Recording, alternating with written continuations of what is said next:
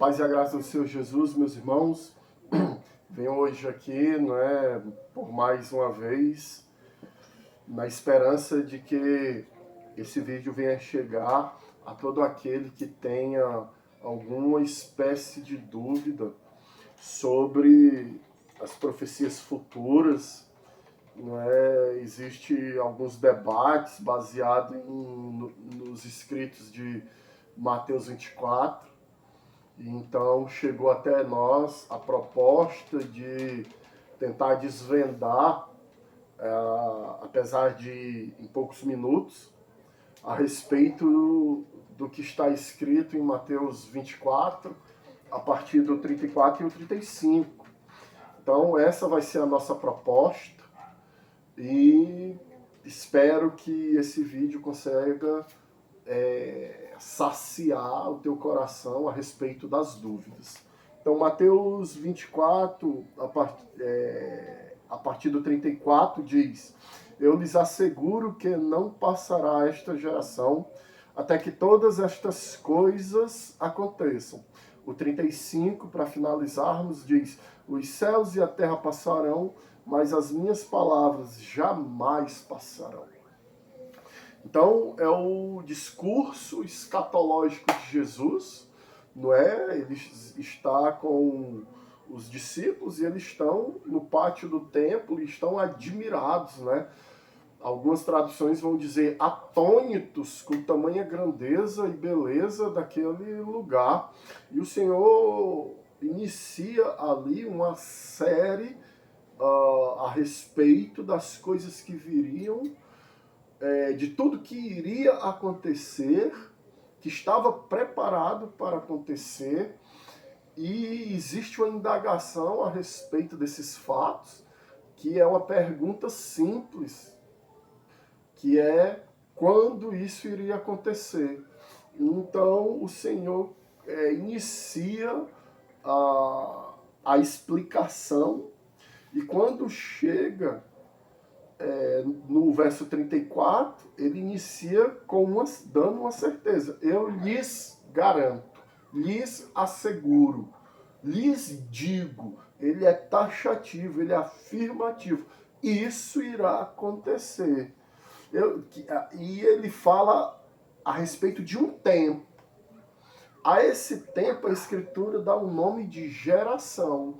A discussão, ela inicia em cima dessa expressão, geração. A Bíblia vai falar de algumas espécies dessa geração. Por exemplo, quando se vai falar do cativeiro que os hebreus passaram no Egito, ali é uma geração. 450 anos durou aquela geração, uma geração de escravos. Quando vamos falar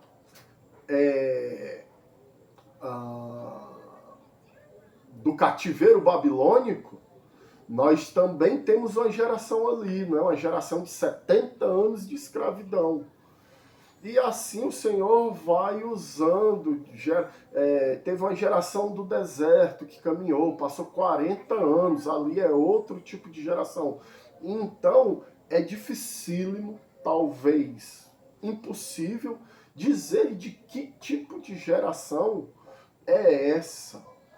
Mas eu arrisco dizer que quando o Senhor diz esta geração, é a geração a qual esses fatos tiverem acontecendo. Essa é a geração, não a minha, não a que passou, mas a que vai viver os fatos descritos nos escritos de Mateus 24. Que fatos são esses? Alguém pode perguntar, e eu lhe convido a ler o texto. E ali você vai ver, falar sobre terremotos, sobre catástrofes, sobre cristos que viriam, que diriam que estava ali, que estava acolá, e toda espécie de catástrofe, doenças, perseguição. No verso 29 vamos ver mudanças na natureza. O texto diz que o sol vai escurecer, os astros vão derreter, vão cair as estrelas do céu. Então são coisas alarmantes, são estrondosas, são por demais duras para qualquer consciência humana.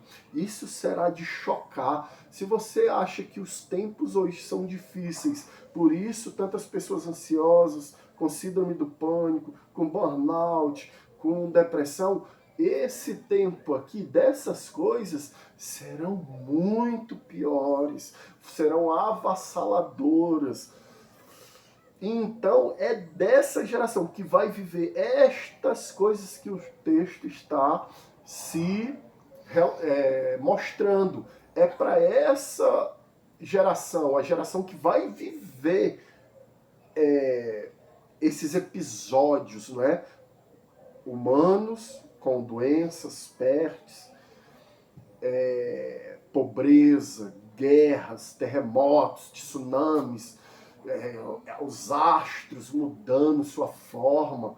Então essas coisas todas vão acontecer nesta geração que vai viver isso. Não sei se é a nossa agora, muitos vão dizer que nós somos a última geração, então somos nós que vamos viver essas coisas, porém não se sabe ao certo, não tem como alguém dizer vai acontecer neste dia, naquele mês ou naquele ano. Não se pode. Muitos caíram nesse erro em dizer, em marcar um dia para a volta do Senhor Jesus. Ele é taxativo. O Jesus humano diz que só o Pai sabia. Isso diminui a santidade, a divindade de Jesus. Não!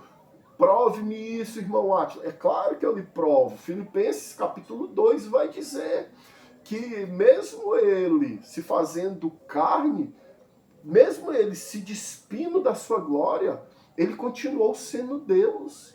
Nós sabemos que Cristo é 100% homem e 100% Deus. Tem um sujeito aí na internet perguntando a respeito desse texto mesmo, e afirmando, e tentando, sei lá o que, na cabeça de algumas pessoas, embaralhar os pensamentos na cabeça de algumas pessoas, perguntando se Jesus errou ou mentiu.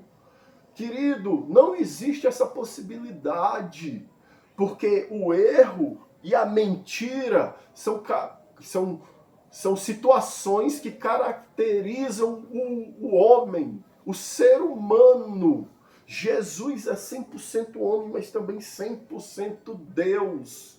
Se isso fosse verdade, se ele tivesse enganado ou mentindo, ele não seria Deus. Ele não seria Deus há mais de 5.000 anos, que é a idade disso aqui. Ó. Eu tenho 5.000 anos de história aqui. E por 5.000 anos de história, ele sempre foi Deus, nunca deixou de ser e sempre será, porque ele vai voltar. Todo olho verá e se dobrará diante dele. Então não existe a possibilidade dele ter errado ou mentido.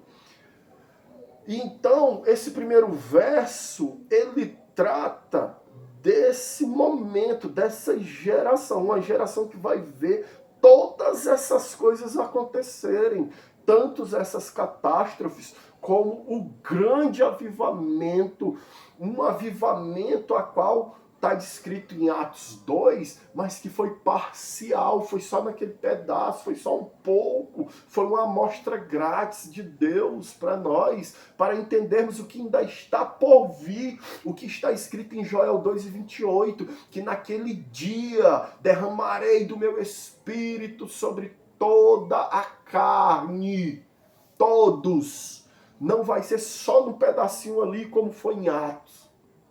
Então, essa geração que vai ver todas essas coisas é a que está sendo citada no texto. Então, ele continua dizendo, assim também, quando vierem todas essas coisas, saibam que ele está próximo, às portas. Então, isso será o verdadeiro sinal de que Cristo está voltando. Hoje vivemos a verdadeira e real esperança da volta dele. Porém, nesse tempo, essa geração vai ter a certeza, diante dos fatos, dos acontecimentos, que ele já está à volta. O verso 34, para me finalizar, diz: eu lhes asseguro que não passará essa geração até que essas coisas aconteçam. O 35 diz: os céus e a terra passarão, mas as minhas palavras jamais passarão. Alguém que afirma isso sem ser Deus, que foi o que a gente citou, ou é louco ou não tem juízo, que termina sendo a mesma coisa. Se Jesus não fosse Deus afirmando isso aqui, ele ia ser um louco. Porque toda palavra passa. Ninguém tem, apesar de existirem alguns que ainda reproduzem, mas não são todos que se lembram, que sabem todas as palavras de Platão, de Aristóteles, de Sócrates, de Sêneca, e tantos são os grandes filósofos, pós e pré-socráticos. Porém, as de Cristo, qualquer um, sendo cristão ou não, até ateus, conhecem e reproduzem palavras que Cristo falou. É a manifestação dessa palavra. Os céus e a terra passarão, mas as palavras, por que que a palavra dele não passa? Ele diz em Mateus 14:6, vai relatar que um anjo vai sobrevoar o céu e ele gritará em alta voz, em alto som, sobre o evangelho eterno. E o que é o evangelho? É uma boa palavra, é uma boa nova, é uma mensagem. É a palavra, é o Cristo, é falando do Cristo. Se você for em João 1:1, vai dizer que no princípio era a palavra, o verbo. Todas as coisas foram feitas por ele. Quando eu vou para João 6:8, lá também está dizendo: para onde eu irei, pois só tu tem palavras de vida eterna. O Senhor já é a vida eterna. É a palavra que traz vida eterna.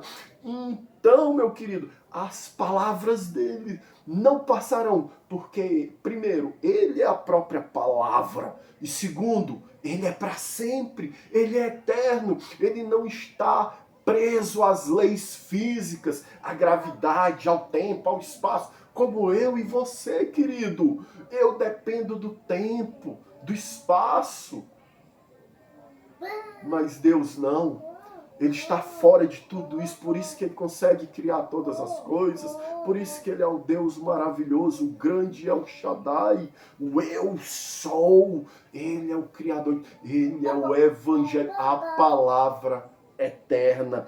Que essas verdades seja apenas o princípio dos alicerces que a leitura das Escrituras vai construir na tua vida. Em nome do Senhor Jesus, Deus te abençoe.